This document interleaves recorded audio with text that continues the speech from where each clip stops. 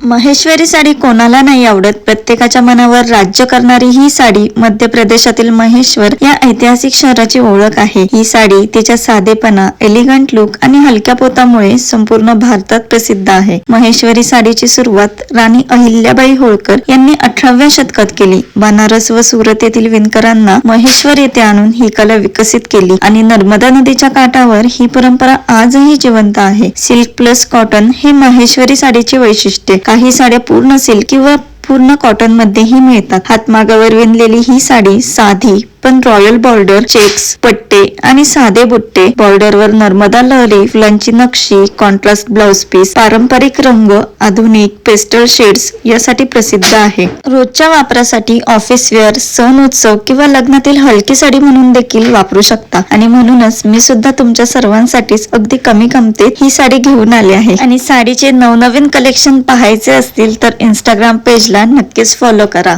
Bye.